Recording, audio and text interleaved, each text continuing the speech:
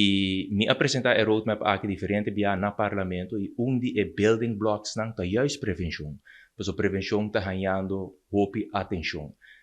Prevenção tem diferentes layers e aceita definida segundo World Health Organization e nós estamos dando tudo diferentes layers aqui devido à atenção.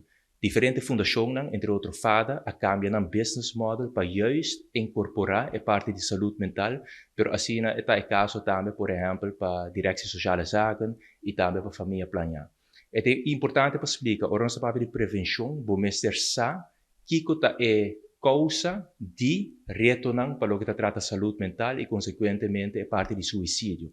Então, uma vez você é causa aqui, você vai atender de uma forma preventiva e causa aqui. Causa, por exemplo, porta violência doméstica.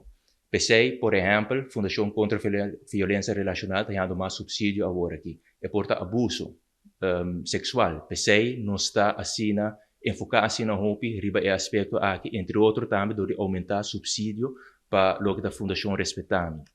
Pero é significa também, o papel de prevenção, amplia conhecimento, de turbo profissional, para não por señalar e señalar aqui mais lié. E pensei é manejo para o que trata de prevenção, de consistir de multiministerial, caminho nós a invertir em profissional de ensinança, por exemplo, de saúde pública, de justiça, de parte social, para não por señalar mais lié e señalar para assim a pessoa aqui por raia e ajuda devido.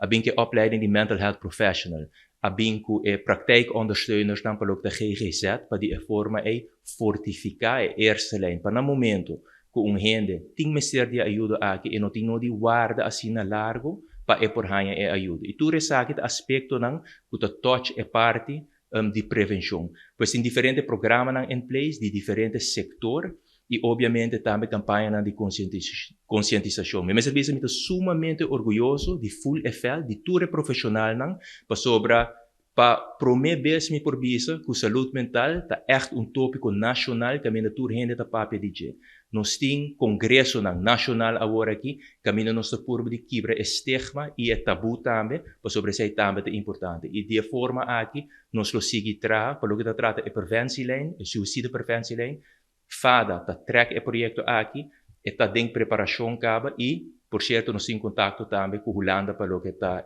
parte aqui. Para o que está full é parte de saúde mental, tem manejo nacional, estrutura e 2 vezes para cima, tur e feld, tur e profissional está vindo junto para analisar, evaluar, adaptar se é necessário.